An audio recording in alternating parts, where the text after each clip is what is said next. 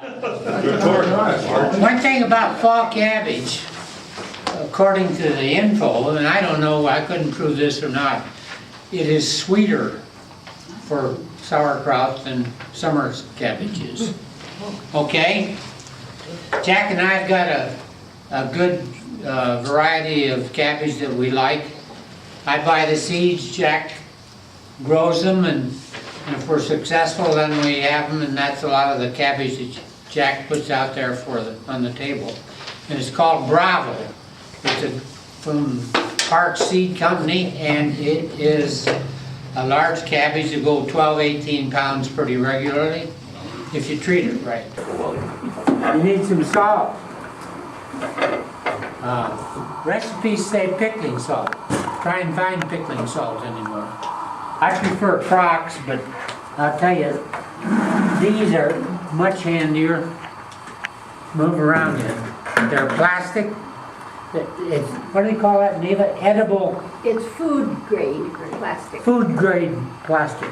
Don't go out and get one that gypsum repair has been in it. It works a lot better than sticking a paring knife in that 18 head pound of cabbage, because that's all you're going to get is a big cabbage with a paring knife stuck in it. You won't get it out as easy as you might think so. You need a good cutting board. I just brought a little thing tonight just for demonstration. It's not too big, but not too bad either. But I have a big board at home. If you're really from an old German family that made sauerkraut with a ton, there's a little gadget where you can slice your cabbage. Now, if you're going to borrow this from Jack to cut your cabbage when you make sauerkraut, make sure he gets the blade sharpened first. You need weights to weight it down and put pressure on the sauerkraut after you make it. And if you don't have one of these, it won't come out good. I didn't want to ruin a whole big head of cabbage, so I did get a cabbage, and I've already sliced most of it here. And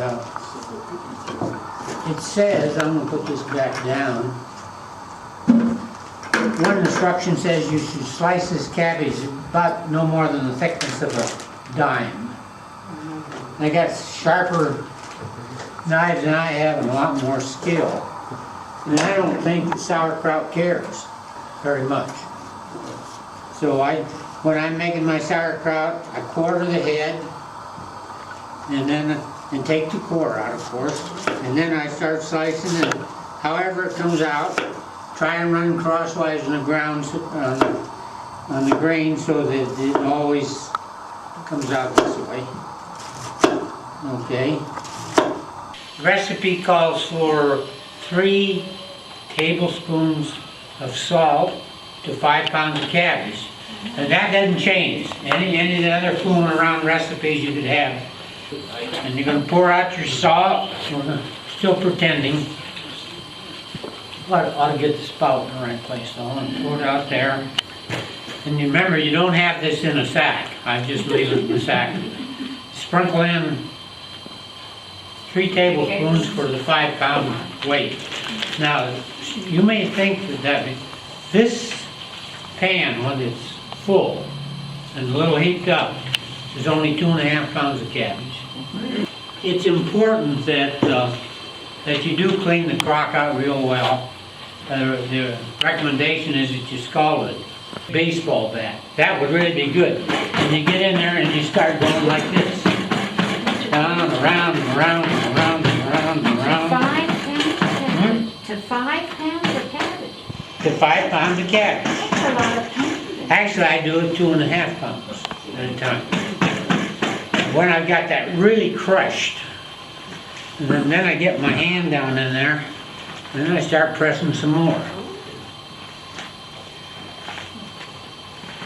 With my knuckles.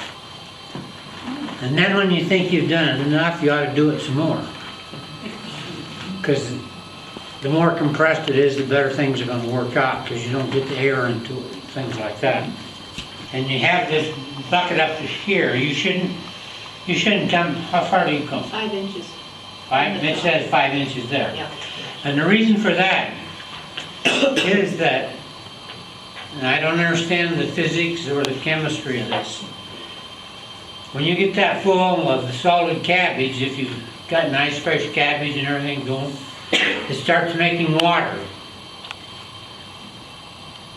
And how, if you put that much in there, and you know how much cabbage you had, and it's all down in there, all of a sudden this water level starts raising up like this. It'll be up here somewhere, and that's what you want. You want the juice to cover the cabbage.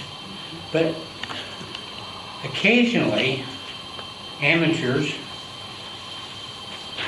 if they haven't done a good job and have got it too close to here, it'll actually force its way out and spill over and run on the basement floor. Is how long do I cook this stuff? 6 weeks. Cook it. I mean on the fire stove. None. Zero. Done. Zero. None. Anybody know? You don't. None. It's fermenting, isn't it? Cooks itself. Right. You don't cook this sauerkraut. But believe it or not, I've had 2 people, maybe 3, decide to make sauerkraut, and one of those great big heads. And he called me up and he says, I got this cabbage cooking, now how long do I keep it cooking? Now you gotta seal it off. There's the modern way, and the object being two objects. One is to get weight on it and press it down all the time. The other object is to keep the air off of it. And if you look at those things that passed around, it'll tell you various things that happen to your sauerkraut if you let the air get to it. I guess it's the modern way. You use plastic bags full of brine water, and you keep shoving them around there until they form a pretty much airproof seal. But back to my slop jar days, this is the way they did it. Take your wife's kitchen plate and put it in there, like that. And at this particular spot, it's almost a perfect fit. Higher up here, it isn't quite a perfect fit. And then you got to get weight on it. Now you farm boys and you ranch boys, who knows, we got to get a donny. Does anybody know what a donny is? Yeah, you know what a donny is. What do you think a donny is? I have no idea. Large. You have no idea? Is it some kind of a rock to put on Cobblestone? top? My father used Rock. a sad iron. Well, we're not using flat irons here. We're doing this. Sad iron. Okay, they're hard to come by. A good donny is hard to come by. A horseshoe? Like a rock to me. Cobblestone. A nice, good, smooth rock that doesn't do anything. Now, what I do with I save this donny from year to year. What I do is that I wash it in soap and water and a little Clorox and everything, get it good dry again, and then I put it seal it into a plastic bag. Next thing you do, I'm only up to here, you see. Well, Neva's got it all sealed in with these bags, but I figure that's close enough. So then I take this painful stuff here, it's called plastic wrap, and I make a good seal all the way around it and tie it in with string. And then you don't fool with this anymore. The temperature determines how fast your kraut works. The warmer it is, the faster it will ferment and become sauerkraut. I have a cool place in my basement, very cool. I just go for 5 weeks. Doesn't hurt it to go too long, doesn't hurt it to go longer. But it won't be very good if you go too soon. There's a time chart there. It says Kraut will be done in 3 weeks at 75 degrees, 4 weeks at 70, 5 weeks at 65 degrees, and 6 at 60. If you're too warm, if you're above that 75 degrees, you're going to be too warm and it's probably going to spoil. So don't do that. You got sauerkraut down there, and if you haven't sealed it good, that fermentation process will be obvious to you. And it gets pretty strong for a little while. But if you got it sealed really good, you hardly get any at all. I have a friend, had a friend, who made his and put it on the end of his dining room table or family room table where they ate. And that's where the crock stood from the time he made it. And he claimed he never got any odor out of it. And I know that when I was there was no odor out of it. So it's a matter of sealing it because it's making odor down in there. No question about that. Now we've been 5 weeks or how many weeks we want to be. What are we going to do with it then? Neva has a recipe. I know she seasons her then, as she says when she uses it. I just like it straight.